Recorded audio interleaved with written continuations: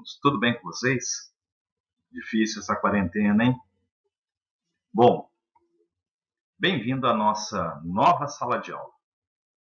Hoje nós vamos tratar do capítulo 1 da sua apostila. O capítulo 1, cujo título é Por que aprender história?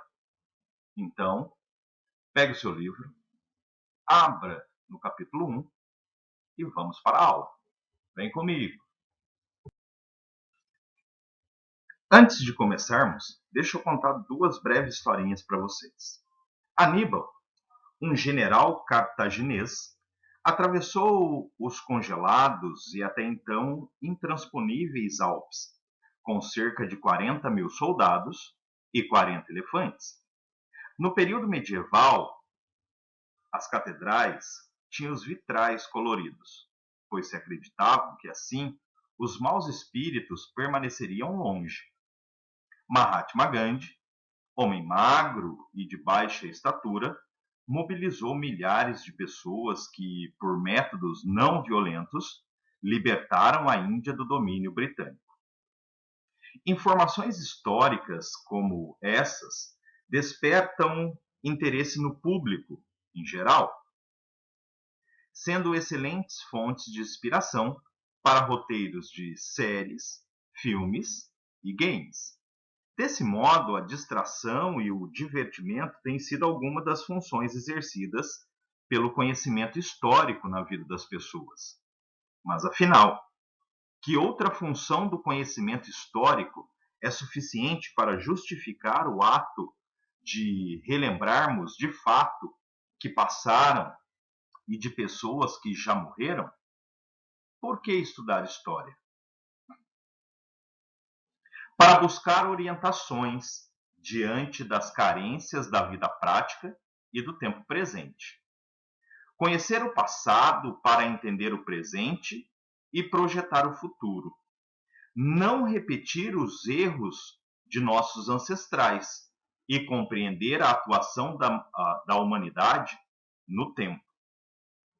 Essas têm sido algumas das respostas clássicas para o questionamento do porquê estudar história. Apesar de significativas, tais respostas parecem menos convincentes do que as justificativas que se costuma dar para o estudo de outras áreas do saber, como a matemática e a biologia. Afinal, pessoas precisam de casas e, para isso, existem engenheiros que, através de medidas e cálculos matemáticos, projetam uma construção. Médicos salvam vidas, mas para isso precisam conhecer aspectos biológicos do corpo humano, como o sistema nervoso, imunológico e as funções vitais. Talvez seja mais fácil identificar os motivos do porquê estudamos história, ao pensarmos o que ocorreria se instantaneamente perdêssemos todas as informações referentes ao passado.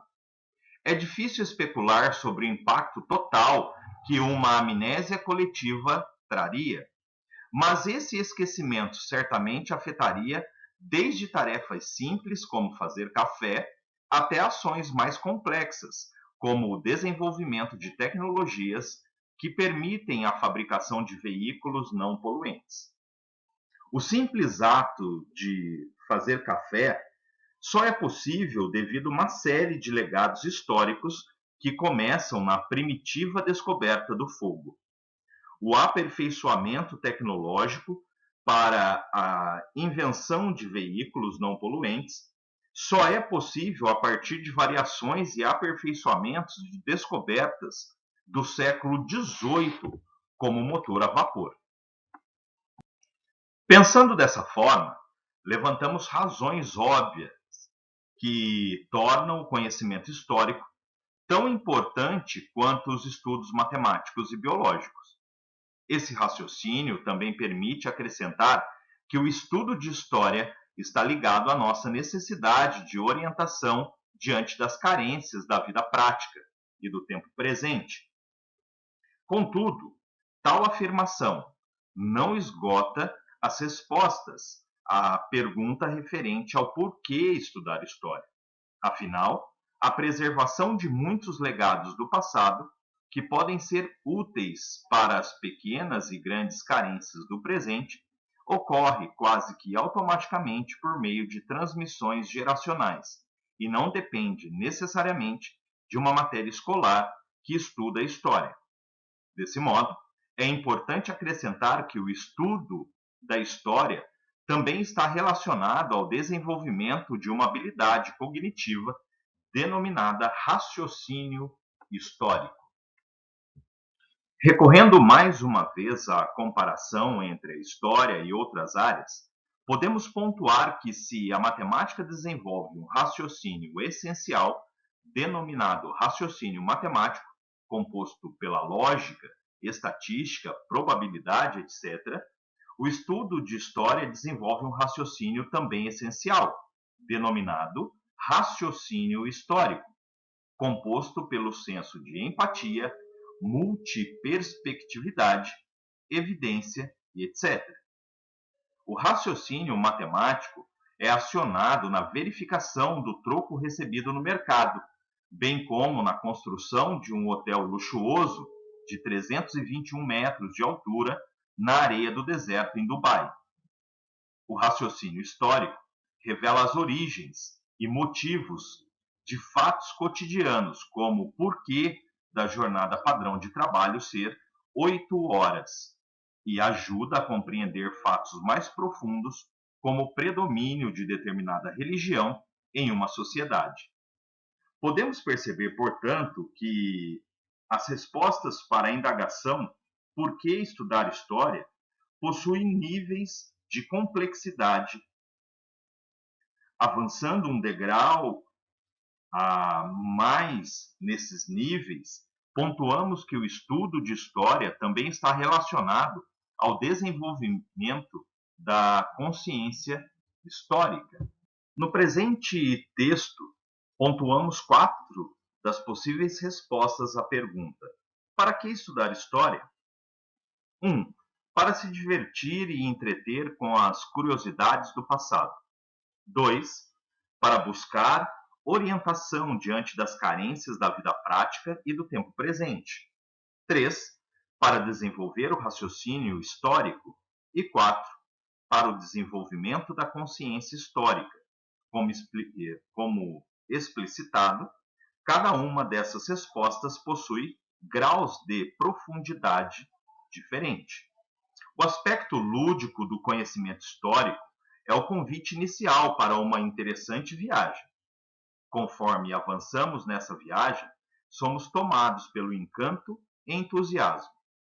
Assim como acontece com um mergulhador quando explora as profundas do oceano e o astronauta quando voa pela amplitude do espaço. Sendo assim, meu querido, a gente para a nossa revisão por aqui. Agora, você está olhando aí na sua tela de computador que tem alguns exercícios para que a gente possa realizar. Eu aconselho a vocês refazerem os exercícios do livro do capítulo 1. E sabe aquelas questões que foram dadas em sala de aula, que valem notas como a AV1?